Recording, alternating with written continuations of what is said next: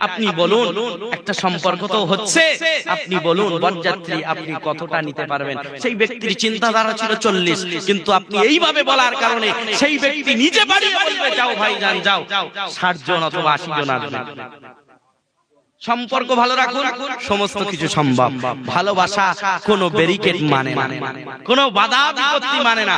ভালোবাসা সমস্ত বাধা বিপত্তি ভেঙে দিয়ে আজকে মদিনাওয়ালা কত দূরে, 150 বছর আগে মদিনাওয়ালা নবী, কামলিওয়ালা নবী, তাকে আমরা দেখি নাই। সেই নবীর ভালোবাসা এবং ইত্তেবা থাকার কারণে সেই নবীর প্রেমে, নবীর প্রেম সাগরে ডুব দিয়ে এখন আমরা নবীর জন্য জান পর্যন্ত দিতে প্রস্তুত।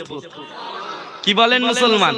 এটা কি প্রেম না থাকলে কখনো এমন সম্ভব হতো না। আমি আমার ভাইজান অথবা কন্যাদায়ী পিতাদেরকে বলবো, নিজেকে নরম করুন এবং ছেলের পিতাকে বলবো এমন ভাবে সম্পর্কটা শুরু করুন যাতে আল্লাহ খুশি হয়।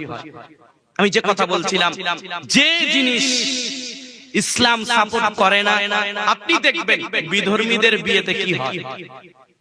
বিধর্মীদের একটা হাদিস শোনায়, মান তাশাব্বাহা বিকওমিন ফাহুয়া মিনহুম। আল্লাহর নবী নিজের সোনার জবানে বলছেন যে যারা যে কওমের সাদৃশ্য গ্রহণ করে চলবে, কোন আদর্শ নিয়ে চলবে, তারা সেই কওমের অনুসারী। কি কথাটা কত দামি এবং লোড কত বুঝতে পারছেন? যে কওমের অনুসরণ করে চলবে সে সেই কওমের অনুসারী, সেই সাদৃশ্য যে গ্রহণ করে চলবে সেই কওমের অনুসারী।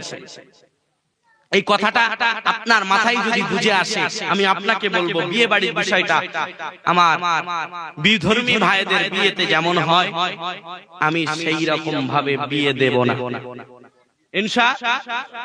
আপনি দেখবেন কি হচ্ছে, তানারা যেটা করবেন আমি সেটা করব না। মদিনাওয়ালা তো বলেছে এমন ভাবে বিয়ে দাও যে বিয়েতে অল্প খরচ, সেই বিয়েটা শ্রেষ্ঠ। জোরে বলুন, অল্প খরচে বিয়ে দিয়ে দেন। বর্তমান সমাজে বিয়ে করতে গেলে কমাস কম 6 থেকে 7 লাখ টাকা লাগবে না? 100 জন অথবা 150 জন অলিমার এতে খাওয়াতে হবে, লোকজন আসবে, আত্মীয় স্বজন আসবে, তার আগে থেকে 10 দিন আগে থেকে খাওয়ান দাওয়ান, আত্মীয় স্বজনরা আসবে। এইভাবে বর্তমান সমাজে বিয়েটাকে কঠিন করে ফেলা হচ্ছে। একটা যুবককে যদি বলা হয় যে তুমি বিয়ে করছো না কেন, বলছে মাওলানা সাহেব এই ব্যাপার, এক্ষুনি আমি এত টাকা কোথায় পাবো?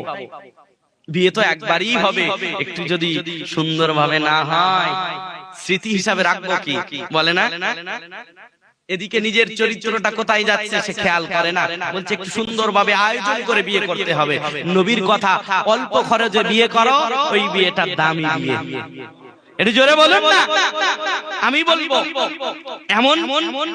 এমন ভাবে বিয়ের অনুষ্ঠানটা করুন অল্প খরচ হোক, যাতে যারা যুবক 18, 20, 22, 25, 30 এর ভিতরে যারা, তাদের যেন বিয়ে করতে নিজের ভিতরে আলাদা একটা কাজ করে যে আমার বিয়ে করতে হবে তাড়াতাড়ি। এই জিনিসটা করতে পারবো ইনশাআল্লাহ। যারা ইউটিউবে শুনছেন আমি সকলকেই বলছি, অনুরোধ করে বলছি, এই কথাটা মেনে নেওয়ার চেষ্টা করবেন। বিয়েটাকে সহজ করে দেন। গদ্দিনাসিন হুজুর কিবলা হাফিজাহুল্লাহ তিনি প্রায় বলেন, বাবা যেখানেই যাবে পর্দার কথাটা বেশি বলবে। এই পর্দা যদি ঠিক রাখতে হয় এবং জিনা যদি কমাতে হয়, পরকীয়া যদি কমাতে হয়, বিয়েটাকে সহজ করে দিতে হবে। বিয়ে সহজ করলে পরকীয়া, প্রেমের দিকে আর কেউ যাবে না, বিয়ে করবে সে। ঠিক না? এবার আপনি প্রশ্ন করবেন, মাওলানা সাহেব বিয়ে তো সন্তানকে দেব, তাহলে কেমন নারী, কেমন মেয়েকে নিয়ে আসবো? আল্লাহ নবী বলেন, দুটো হাদিস শুনিয়ে আমার বায়ানিটি টানলো। আল্লাহ নবী, আল্লাহর হাবিব বলেন, তুকাহুল মারআতু লিআরবাইন।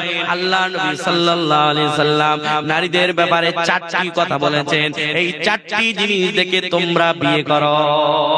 কয়টি জিনিস? সম্পদ দেখবেন, বংশ দেখবেন, সুন্দর কেমন দেখবেন, আর সেই মেয়ের ভিতরে দিনদারি কতটা দেখবেন। এই 4টি জিনিস, দিনদার, বংশ পরিচয়, দেখতে কেমন, আর আর দিনদারিতা প্রাধান্য দিবেন।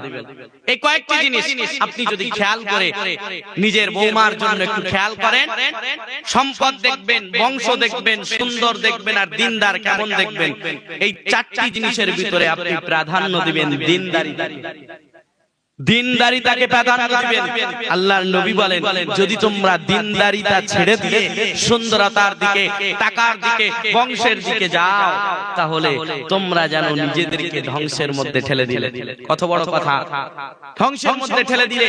দিনদার যদি পেয়ে যান, অর্থ দেখবেন না, সুন্দর হলে, দিনদার থাকলে, যদি দিনদারিতা বেশি থাকে, ওই মেয়েকে প্রাধান্য দিবেন। আপনি ওই মেয়েকে বৌমা করে নিয়ে আসবেন, তাহলে আপনার সংসারটা জান্নাতি সংসার হয়ে যাবে। জোরে বলো। ছেলের ব্যাপারে আল্লাহর নবী বলেন দুইটি জিনিস, দিনদারিতা দেখবেন এবং চরিত্র কতটা পবিত্র এটা দেখবেন। দিনদার এবং পবিত্রতা, চরিত্রতার দিক দিয়ে কতটা সে পবিত্রতা, এটা দেখবেন। আমার মুর্শিদ বলেন, বাবা বেনামাজি ছেলের হাতে যেন মেয়ে দিও না। সে দিন আনে দিন খাই, ঠিক আছে, তবে বেনামাজির হাতে দিও না, নামাজি ছেলের হাতে দিও। সে দিন আনে দিন খাই, সমস্যা নাই, সে তার কাছে টাকা নাই, পরে এসে যাবে, সম্পদ নাই, অর্থ নাই, পরে এসে যাবে, তবে দিনদারিতা যার ভিতরে নাই, সে অনেক চেষ্টা সাধনার পরে দিনদার নিয়ে আসতে পারবে। তবে দিনদার ছেলের হাতে দিলে তোমার সন্তানটা, তোমার বেটিটা শান্তিতে থাকবে এবং ওই ছেলের সাথে জান্নাতেও যাবে। জোরে বলুন। তবে আপনি প্রশ্ন করবেন, মাওলানা সাহেব সব তো ঠিক আছে, বর্তমান সমাজের পরিবারে যেটা দেখা যায়, শাশুড়ি এবং বউয়ার ভিতরে ঝামেলা, কি বলেন? নাই। আমি বৌমাদেরকে বলবো, অনুরোধ করে বলবো, নিজের শাশুড়ি আম্মাকে নিজের মায়ের মতন দেখবেন। আর শাশুড়ি আম্মাদেরকে বলবো আমি, নিজের বৌমাকে নিজের বেটির মতন দেখবেন, তাহলে সংসারে অশান্তি হবে না। নিজের মেয়ে, ছোট বেটি 9টার সময় উঠছে, মা এত তাড়াতাড়ি উঠলে কেন? আর একটু দেরি করলে সমস্যা ছিল না। যেই ঘুম থেকে উঠেছে রাস্তা সামনে চলে গেছে। আর বৌমা যদি একটু 7টা 8টার দিকে ওঠে, শাশুড়ির মুখের দিকে আর তাকানো যায় না। কি বলেন? হ্যাঁ, বাজে কথা বলছি আমি? ওই শাশুড়ি যদি নিজের বৌমাকে প্রথম দিন ভালোবাসার সাথে বলতো যে, মা আমার তো বয়স হয়েছে, তুমি এসেছো, যদি সংসারের দায়িত্ব তুমি নিতে, তাহলে কত না ভালো হতো। আচ্ছা বলেন, নিজের বেটির দিকে আপনি যেভাবে তাকালেন, ওই